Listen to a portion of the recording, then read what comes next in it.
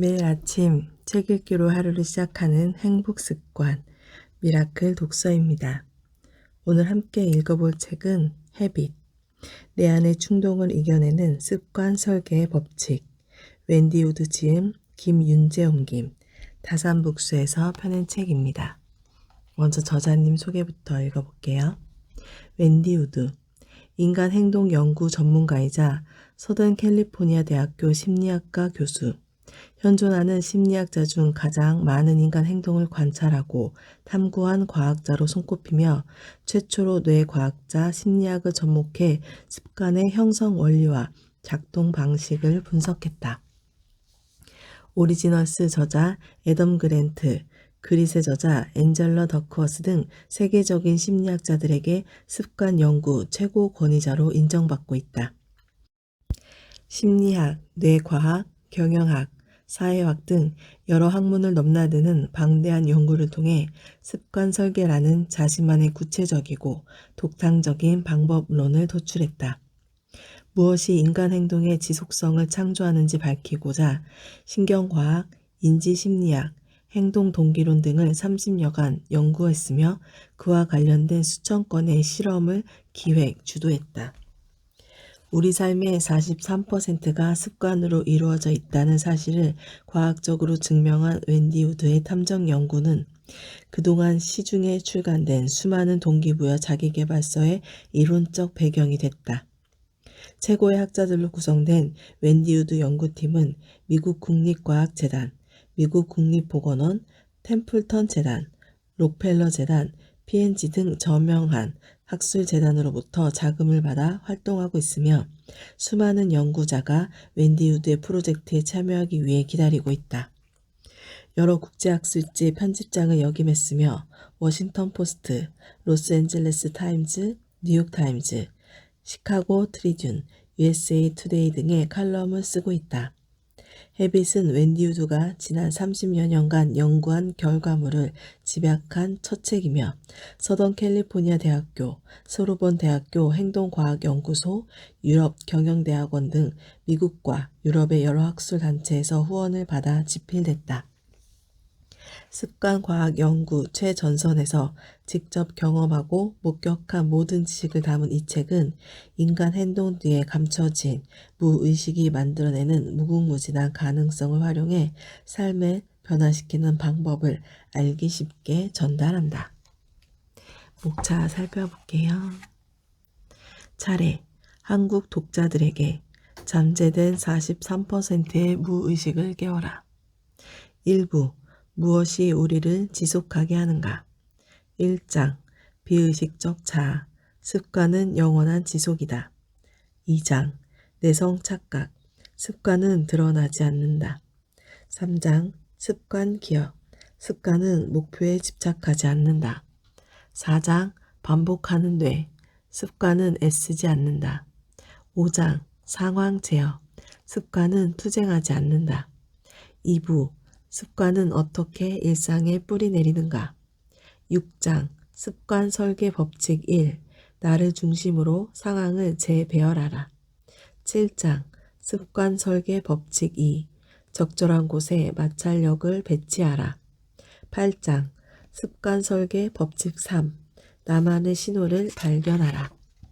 9장, 습관 설계 법칙 4, 행동과 보상을 긴밀히 연결하라. 10장, 습관 설계 법칙 5, 마법이 시작될 때까지 반복하라. 3부, 습관은 어떻게 삶을 변화시키는가? 11장, 습관 단절, 삶의 거대한 변화에 대하여. 12장, 습관 촉진, 감당하기 힘든 고통에 대하여. 13장, 중독과 습관, 스스로를 착취하는 삶에 대하여. 14장, 의식과 습관, 익숙함이 주는 위대함에 대하여. 15장, 사회와 습관, 당신은 혼자가 아니다. 부록, 스마트폰 중독에서 벗어나기. 에필로그, 무엇이 인간 내면의 충동을 제어하는가. 한국 독자들에게 잠재된 43%의 무의식을 깨워라. 글쓰기는 생각보다 쉽지 않다. 내가 대학원생이었을 때는 특히 더 그랬다.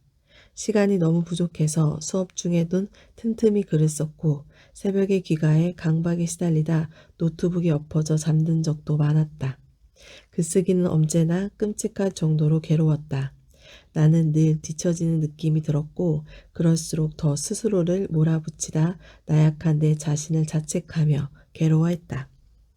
하지만 이제는 글쓰기가 두렵지 않다. 아침에 눈 뜨자마자 30분 정도 집중해 글을 쓰는 방식이 가장 쉽고 효율적이라는 걸 깨달았기 때문이다. 이 행동이 일상에 자리 잡자 직장에서 늦게까지 야근을 하든 아이들을 돌보느라 밤늦게 잠을 자든 글을 쓰는데 아무런 문제가 되지 않았다. 나는 직업상 글을 쓸 일이 매우 많은데 이러한 글쓰기 습관 덕분에 빠듯한 일정 안에서도 무사히 원고를 마감하고 있다. 매번 끔찍한 고통의 터널 속으로 스스로를 밀어넣지 않고도 결정을 자동화해 컴퓨터 앞에 앉은 일이 자연스러운 삶의 일부로 굳어진 것이다. 글을 쓰겠다고 굳이 다짐하거나 따로 결정을 내릴 필요가 없어졌다. 나는 이것이 습관의 힘이라고 믿는다. 설문조사 결과에 따르면 미국인의 80% 이상이 습관의 작동 방식에 대해 스스로 충분히 이해하고 있다고 답했다. 대다수의 사람이 좋은 습관과 나쁜 습관이 어떻게 형성되는지 이미 잘 알고 있다는 소리다. 하지만 주위를 둘러보면 여전히 안 좋은 습관 때문에 무기력을 반복하다가 무너져 내리거나 자신의 좋은 행동을 반복한다고 생각하지만 실제로는 행복을 유예하며 힘겹게 버티는 사람이 많다. 꽤 오랫동안 습관이라는 분야는 객관적인 근거나 과학의 조언이 아니라 그저 누군가의 초인적인 성공담이나 그릇된 자기계발 신화에 지배당했다. 가장 대표적인 미신은 습관이 형성되는 시간을 측정할 수 있다는 주장이다. 한 가지 습관이 삶에 단단히 뿌리 내리는데 얼마의 시간이 걸릴까? 어느 학자는 21일이면 습관이 형성된다고 호언장담했다. 당연히 과학적 근거가 부실한 잘못된 사실이었다. 습관이 몸에 각인되기까지 걸리는 시간은 사람마다 다르다.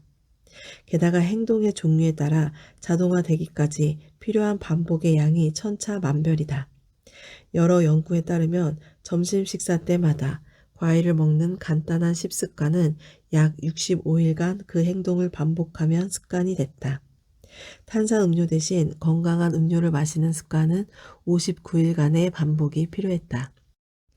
하지만 매일 30분 이상 운동을 하는 습관은 약 92일이 걸렸다. 이런 숫자들을 정말 신뢰할 수 있을까?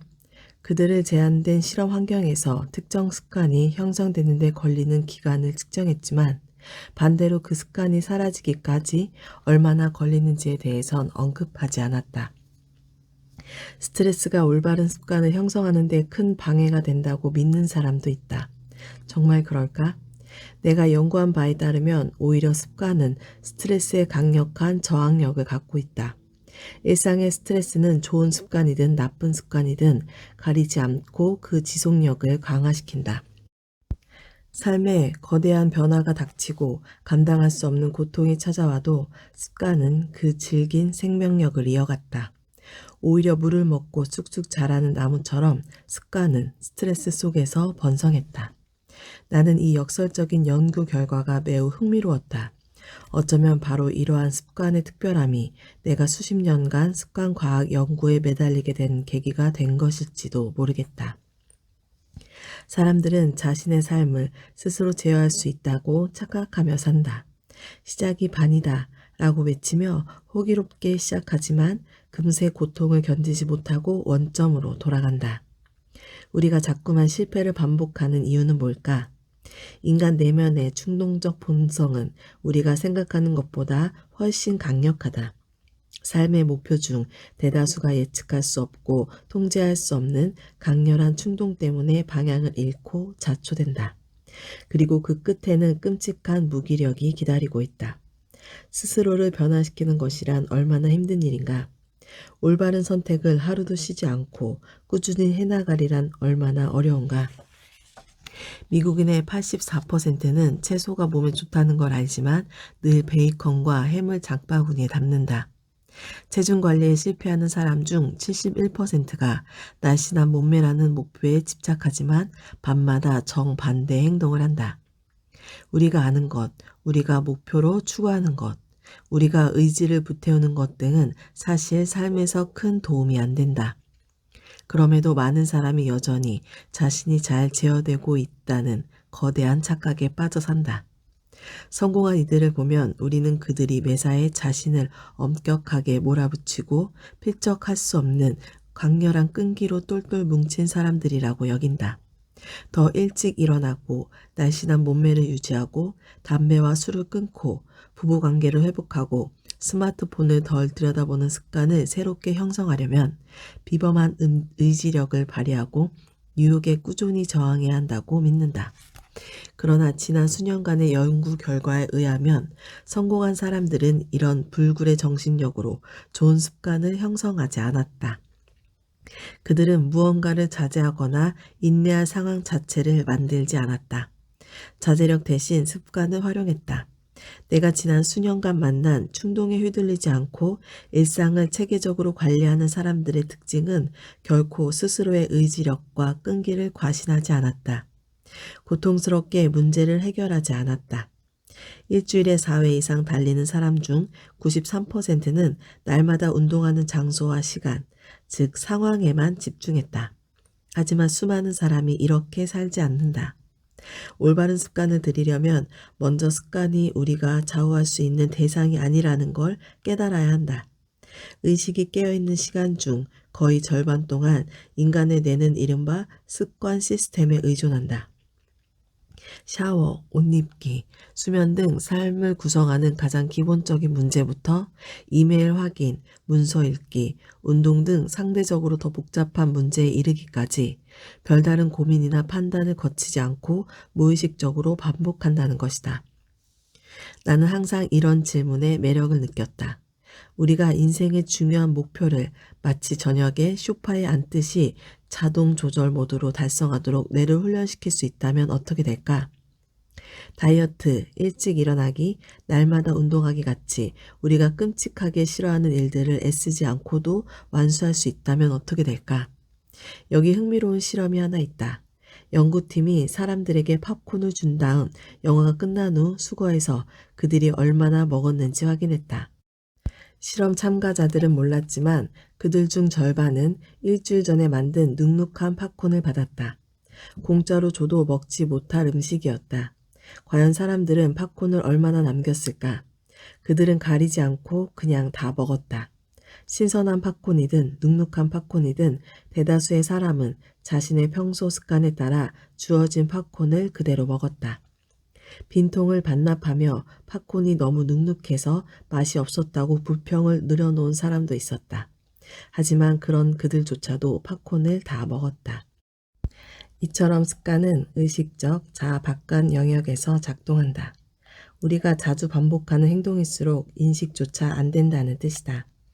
사람들은 커피를 마시면 에너지가 샘솟는다고 생각하지만 그런 연구 결과는 어디에도 없다. 그저 정해진 시간에 정해진 장소에서 반복적으로 커피를 마시는 것뿐이다. 커피뿐만이 아니다. 사람을 대하는 방식, 회의 때 취하는 동작, 쇼핑 패턴, 운동 횟수, 먹고 마시는 주기와 양 등 수많은 일상이 인간의 의식 밖에서 이루어진다. 이런데도 여전히 우리는 목표를 이루고 변화를 꾀할 때 그저 꾸준하고 성실한 노력에만 기댄다. 노력에 노력을 더하고 꾸준히 반복하다 보면 언젠가는 긍정적인 변화를 이뤄낼 수 있으리라 낙관한다. 사람들에게 비만에 이르지 않도록 살을 빼는데 가장 큰 장벽이 뭐냐고 물으면 대개 의지력을 언급한다. 비만 인구 중 4분의 3 이상이 음식의 유혹을 참지 못해서 비만이라는 형벌에 짓눌려 산다고 믿는다. 입술을 꽉 깨문 채 견디고 버티고 맞서고 부딪히고 이겨내지 못해 삶이 이 모양 이 꼴이라고 자책한다. 그것이 유일한 성공의 법칙이라고 확신한다. 이들은 지난 수십 년간 과학이 축적한 습관의 힘을 삶에 적용하는 전략을 무시한 채 가시밭길을 걸어가고 있다.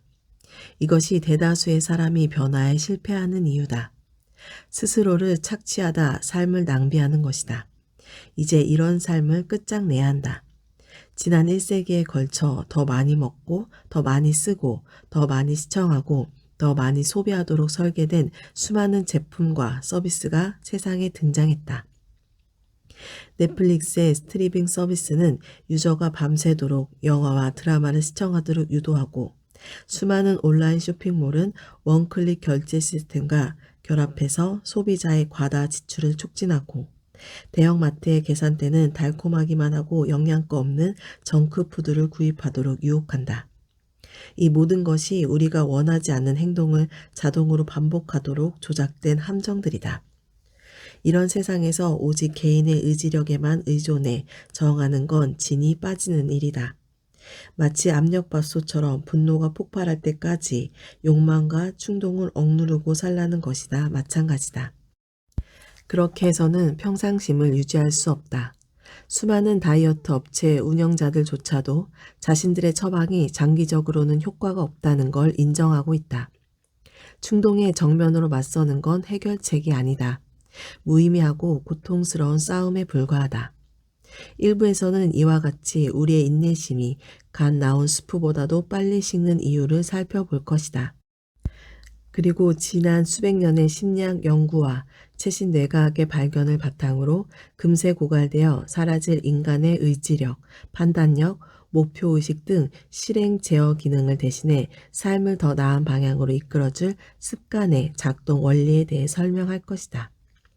이로써 우리는 곧 시작보다 지속이, 탁월함보다 꾸준함이 인간의 삶을 더 생산적이고 가치 있게 만든다는 사실을 깨달을 것이다. 2부에서는 안 좋은 습관을 제거하고 장기적으로 삶에 도움을 주는 습관을 뿌리내리는 방법을 설명할 것이다. 내가 이끄는 연구팀은 지난 30여 년간 축적된 방대한 실험 데이터를 토대로 평범한 절대 다수의 사람이 공감하고 바로 써먹을 수 있는 습관 설계 법칙을 5가지로 정리했다. 상황을 재별하고 마찰력을 활용하고 자신만의 신호를 포착하고 보상의 행동에 내재화하고 이 모든 것을 반복하는 것이 최근 연구가 밝혀낸 가장 과학적이고 확실한 습관 설계 법칙이다. 마지막 3부에서는 좀 더 범위를 넓혀 습관이 우리 삶에서 어떻게 기능하고 그런 개인의 습관이 모여 사회를 어떻게 바꿀 수 있는지 살펴볼 것이다. 극심한 스트레스와 파멸적인 중독에 맞서 습관 과학의 힘을 어떻게 활용할 수 있는지 알아보고 또 습관을 대하는 태도만으로도 우리 삶이 좀 더 고요하고 평온하게 정돈될 수 있다는 사실을 설명할 것이다. 3부를 다 읽고 나면 생각보다 우리 사회가 개인의 습관의 형성에 깊이 연관되어 있다는 점을 깨닫게 될 것이다. 나는 꽤 오랜 시간 인간 행동의 근원을 탐구하는 과학 연구를 이어왔다. 이 흥미로운 탐구 끝에 내가 발견한 진실은 겉으로 드러난 인간의 행동 뒤에는 천만 가지의 우주가 꿈틀거리고 있다는 사실이다. 습관은 어떻게 사용했느냐에 따라 인생을 구원해 줄 수도 있고 눅눅한 팝콘을 맛있다고 착각하고 우걱우걱 입속으로 쑤셔 넣게 만들 수도 있다. 이 책에서 나는 우리 뇌가 보상에 어떻게 반응하도록 만들어졌는지, 주변 환경으로부터 어떻게 신호를 받아들였는지, 인간 행동을 촉발하는 결정적 동인이 무엇인지 등을 추적함으로써 습관의 형성 과정을 낱낱이 해부했다. 마지막으로 한국의 독자들에게 이 말을 해주고 싶다. 내면의 충동과 세상의 욕망에 제대로 저항하지 못하는 것은 당신의 잘못이 아니다. 당신이 처한 환경이 조작되어 있다는 것을 받아들이고 우선 자신을 용서하라. 그리고 자신을 둘러싼 상황을 바꿔 삶을 더 쉽게 만들어라. 움켜진 삶을 내려놓는 순간 습관의 마법이 시작될 것이다. 당신은 더 나은 사람이 될 수 있고 더 나은 삶을 살 자격이 있다.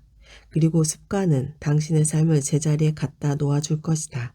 아직 늦지 않았다. 웬디 우드. 1부. 무엇이 우리를 지속하게 하는가? 1장. 비의식적 자아. 습관은 영원한 지속이다. 페이스북에 새해 목표를 올리는 심리.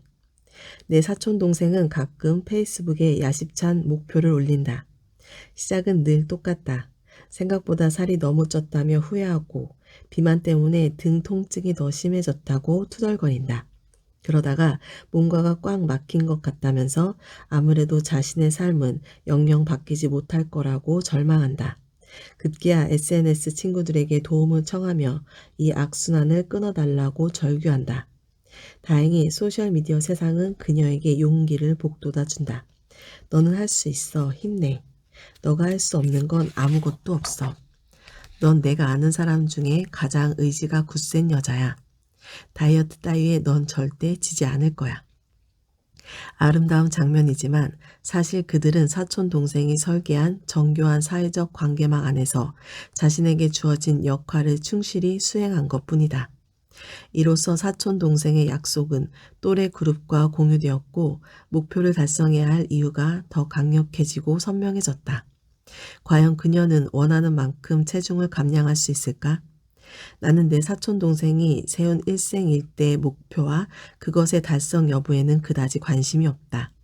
그보다는 그녀가 자신의 야심찬 계획을 굳이 공개적으로 온라인 공간에 올린 이유에 주목할 뿐이다. 그녀는 새로운 삶을 시작하겠다고 나섰다. 결심은 간결하고 명확하다. 게다가 그녀는 이 결심을 공개적으로 천명했다. 그러나 이 결말이 어찌 될지 사실 우리는 알고 있다.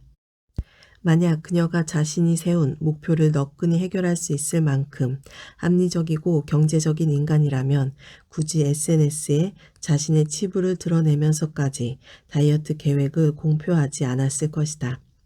나 자신을 변화시킨다는 게 정말 얼마나 어려운 일인가. 이것이 바로 우리가 처한 잔인한 현실이다. 다른 사람과 마찬가지로 내 사촌 동생도 직관적으로 이미 답을 알고 있었다. 살을 빼는 습관을 들이는 일이 너무나 어렵다는 것을. 그래서 그녀는 좀 더 실질적인 대책을 강구했다. 자신의 계획을 실천하겠다고 SNS에 공개적으로 맹세해 실패의 대가를 더욱 무겁게 한 것이다. 살을 빼지 않는 게 오히려 더 어렵도록 자신이 처한 환경을 조성하기 시작했다. 이 방법은 성공해야 마땅했다. 그리고 실제로 효과가 있었다. 처음 포스트를 올린 지 2주 뒤에 그녀는 새로운 게시물을 올렸다. 1kg이 빠졌다면서. 출발이 아주 훌륭하네. 하지만 그 다음엔 조용했다. 한 달 후 그녀는 여전히 노력 중이지만 별 성과가 없다는 글을 올렸다. 너희에게 알려줄 정도의 감량은 아직 못했어. 그리고 그 이후 한동안 다이어트에 관한 게시물이 올라오지 않았다. 6달 뒤 그녀를 다시 만났다. 살은 전혀 빠지지 않은 상태였다. 변한 것이라곤 기분 나쁜 실패가 또 하나 늘었다는 사실뿐. 그것도 아주 값비싼 공개적 실패 말이다. 자신의 행동을 바꾸려고 노력하는 수많은 사람과 마찬가지로 그녀의 최종 결과는 그냥 아무것도 바뀌지 않았다. 그녀에게는 살을 빼야 한다는 분명한 이유와 그에 필적하는 강력한 의지도 있었고 주변의 열렬한 지지까지 폭넓게 얻었다. 변화를 이뤄내기에 충분한 조건이 갖춰진 것처럼 보였지만 결과는 아니었다. 이 문제의 해결책은 무엇일까? 나는 우리가 충분히 합리적이지도 않고 인간의 의지력이라는 것이 대단히 나약하다는 것을 인정하는 데서 출발해야 한다고 생각한다. 우리의 행동 뒤에 숨은 원인은 웬만해선 잘 드러나지 않기 때문이다. 혹시 이런 생각을 해본 적이 있는가? 우리의 삶을 배후에서 조종하는 존재가 있다면 그것은 무엇일까? 이에 대한 진실을 알게 된다면, 즉 무엇이 우리의 삶을 지탱하고 있는지 알게 된다면 깜짝 놀랄 수도 있다. 최근에야 과학자들이 겨우 인간의 다면적 본성의 실타래를 풀기 시작했을 뿐이다. 이런 수준의 이해로는 방금 내가 던진 질문에 답할 수가 없다. 즉 우리가 행동하는 진짜 이유를 설명할 수 없다. 무엇이 내 사촌 동생의 변화를 가로막았을까? 내가 지난 수십 년간 천착한 연구 주제가 바로 이것이다. 그 결과 나는 몇 가지 단서를 발견했다. 첫째, 인간 행동의 근원은 미스테리한 불합리성에 기초하고 있으며 인간 자신의 행동을 이끄는 원인을 제대로 이해하지 못하고 있다. 우선 이 거대한 진실을 인정해야 한다. 둘째, 인간은 자신의 합리적 자아를 과대평가한다. 우리는 이 단단한 착각을 멈춰야 한다. 정말 의지력만으로 우리가 과거의 나쁜 습관과 작별을 고하고 좋은 습관을 들여 목표를 달성할 수 있을까? 정말 그럴 수 있다면 당신은 이 책을 집으려고 하지도 않았을 것이다. 우리를 구성하는 더 깊은 부분을 조금씩 이해해야 한다. 이른바 비의식적 자아라고 불리는 이 존재는 만반의 준비를 마친 뒤 우리가 자신을 알아봐 주기를 기다리고 있다. 그리고 마침내 과학은 왜 우리가 행동을 바꾸지 못하고 실망과 후회 속에 자신을 내던지며 살아왔는지 그 이유를 하나둘 밝혀내기 시작했다. 뇌과학과 심리학이 발견한 새로운 지식과 정보를 적절히 활용한다면 우리는 좋은 습관을 들이고 궁극적으로 그것의 효과를 지속할 수 있는 좀 더 성공률 높은 삶을 설계할 수 있을 것이다. 시작이 반이라고? 시작은 시작일 뿐이다. 자동차를 사기 위해 돈을 모아본 적이 있을 것이다. 온라인 강좌에 등록해 새로운 언어를 배워보려고 한 적도 있을 것이다. 또는 새로운 사람들을 더 많이 만나보겠다는 목표를 세웠을지도 모른다. 처음에는 강하고 열정적이고 단호하게 시작한다. 하지만 시간이 흐르면서 그 결심은 흐려지고 야무진 계획은 물거품이 된다. 사람이라면 누구나 흔히 겪는 일이다. 우리는 변화를 원하고 강력한 의지를 세운다. 그 정도면 충분할 것이라고 자평하며 벌써 절반 정도는 목표를 완수한 것처럼 뿌듯함을 느낀다. 하지만 만약 실패한다면 너는 충분히 간절하지 않았던 거야. 너 정말 최선을 다한 거 맞니? 라는 주변의 지적에 깊이 공감하며 가망 없는 또 다른 목표를 세우기 시작한다. 가련한 사람, 이런 소모적인 반복은 아주 어렸을 때부터 시작되어 불행하게도 암과 같은 병마와 맞서 싸워야 하는 인생의 마지막 순간에도 수그러들지 않는다. 한마디로 우리의 의지력이 전부라는 게 이 사회의 정신이다. 좋은 습관을 들이겠다는 목표에 대해 사람들은 그 사람의 정신력을 평가하는 것으로 주제를 축소한다. 나이키의 유명한 슬로건 저스트 두 잇은 자본주의의 달콤한 거짓말이 만들어낸 환상이자 정신력에 대한 과대평가가 탄생시킨 세속적인 계명이다. 당신이 항상 실패하는 이유는 일단 시작하지 않았기 때문입니다. 분명 내 사촌 동생은 일단 시작했다. 그리고 그 선택을 실현시키려고 노력했다. 단지 실현되지 않았을 뿐이다. 안타깝게도 이런 상황에서의 실패는 더욱 가슴 아프다. 변화에 실패한 나를 다른 사람들과 견주지 않을 수 없다. 성공한 사람들과의 비교는 고통스럽다. 매일 몇 시간씩 훈련하는 운동선수, 몇 달이나 공연을 준비하는 뮤지션, 한 작품을 끝날 때까지 계속해서 글을 쓰는 작가 말이다. 우리는 이런 롤모델을 보면서 그들의 미스터리하고 부럽기 짝이 없는 성공이 오직 의지력에서 비롯된 것이라고 해석해버린다. 그들은 틀림없이 저스트 두 잇을 실천했을 것이라고 자위하면서 하지만 대체 왜 나는 할 수 없는 거지? 내 인생의 성취는 그들에 비하면 왜 이렇게 보잘것없는 거지? 이렇게 자책하면서 고개를 숙인다. 그 다음에는 단지 기대한 만큼 노력하지 않았다고, 만약 변화를 위해 충분히 마음먹기만 한다면 언제든 성공할 수 있다고 자위한다. 그래, 다시 해보는 거야. 하지만 시작과 지속은 다르다. 일단 해보는 것만으로는 아무것도 바뀌지 않는다. 자신의 다이어트 습관을 방해하는 요인이 무엇인지 물으면 의지력 부족을 꼽는 사람이 압도적으로 많다. 미국인 중에서 4분의 3에 해당하는 사람이 비만이 식욕을 통제하지 못해서 발생하는 질병이라고 믿는다. 비만인 당사자조차 감량의 가장 큰 장애물로 의지력 부족을 꼽는다. 무려 81%가 의지가 부족해서 다이어트에 실패했다고 답했다. 설문에 참여한 모든 사람이 살을 빼려고 처절하게 노력했다. 하지만 모두 헛된 노력에 그치고 말았다. 무려 20번 이상이나 감량을 시도한 사람도 있었다. 4분의 3이라는 비율은 얼마나 큰 숫자일까? 미국인 중에서 지구가 태양 주위를 돈다고 믿는 사람의 비율이 대략 4분의 3이다. 이 정도면 목표 달성을 방해하는 가장 큰 요인은 의지력 부족이다라는 명제가 이미 사실로 확립된 것이나 마찬가지다. 아마 많은 사람이 이와 비슷한 경험을 해봤을 것이다. 자신의 의지력을 입증하는 데 실패한 인생을 살아왔다고 해도 과언이 아니다. 그럼에도 사람들은 계속해서 의지력 존재를 믿는다. 마치 별을 보고 점을 치는 것처럼 의지력만이 삶을 구원해 줄 것이라고 맹신한다. 최신 뇌과학과 심리학이 밝혀낸 진실은 이것과 전혀 다른데도 말이다. 과연 우리가 놓치고 있는 것은 무엇일까? 실질적이고 지속적인 변화를 이끄는 진짜 힘은 무엇일까? 내가 습관에 관한 연구에 관심을 갖게 된 최초의 질문은 이것이었다. 변하려는 사람은 많은데 끝까지 지속하는 사람은 왜 적을까?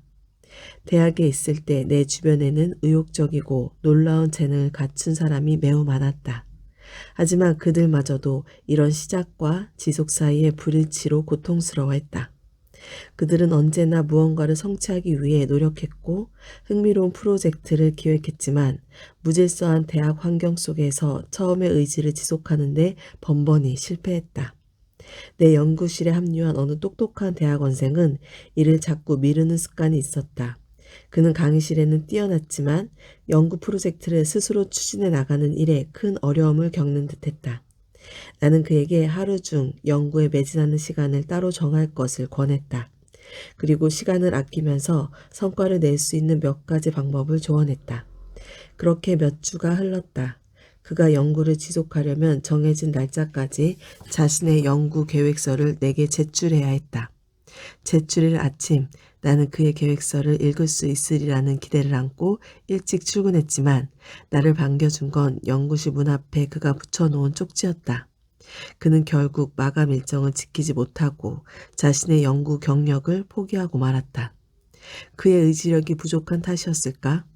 그는 분명 자신의 나쁜 습관을 고쳐보겠다고 결심했다. 그런데 왜 이런 파국을 맞이한 걸까? 우리는 종종 어떤 목표를 세우면 마치 가장 큰 난관을 넘은 것처럼 뿌듯하게 생각한다. 무언가 대단한 결심을 한 것처럼 흡족해지는 것이다. 벌써 절반이나 해냈네. 그럴 만도 하다. 시끄럽고 혼란스러운 이 세상은 우리가 결심 자체를 하지 못하도록 방해한다. 그래서 많은 사람이 정말 절박한 순간까지 중대한 결심을 미루려고 한다. 그러므로 마침내 뭔가를 결심했을 때 우리는 그 자체를 성공으로 여기게 되는 것이다. 순식간에 살이 빠질 것 같다. 더 좋은 직장으로 옮길 수 있을 것 같다. 외국어 실력도 금방 쑥쑥 늘 것 같다. 하지만 그 다음에는 우리가 이미 아는 것처럼 일이 잘 안 풀린다. 나이키 광고가 여전히 TV와 유튜브를 통해 우리를 번질나게 유혹하고 있지만 과학은 그것이 참이 아니라는 사실을 속속 밝혀내고 있다. 인간이 하나의 단일한 통합적 존재가 아니라는 사실이 최신 연구를 통해 증명되고 있다. 심리학 용어로 말하자면 우리는 하나의 마음을 가지고 있지 않다. 우리의 마음은 개별적이지만 서로 연관된 다수의 메커니즘으로 구성되어 있으며 행동을 이끄는 결정적인 동인 역시 바로 그러한 다층적이고 복잡한 절차에 의해 작동된다. 인간의 내면은 그렇게 단순하지 않다는 뜻이다. 의지력은 그러한 메커니즘 중 하나일 뿐이다. 하지만 불행하게도 우리는 지금까지 삶을 변화시키는데 가장 적합한 능력이 의지력이라고 믿어왔다. 아무튼 이것들이 익숙한 이유는 그동안 의식적으로 숱하게 경험해 봤기 때문이다. 무언가를 결정할 때 우리는 의식적으로 관련된 정보를 처리하고 해결책을 도출한다. 이때 마음과 두뇌는 실행 제어 기능이라고 불리는 일련의 사고 작업을 시작한다. 인생의 수많은 과제를 이 실행 제어 기능이 처리한다. 직장에서 임금 인상을 요구하려는 결정은 우선 상사와 약속을 잡는 데서부터 시작된다. 당신은 조심스럽게 요구사항을 제시하고 그 이유를 설명한다.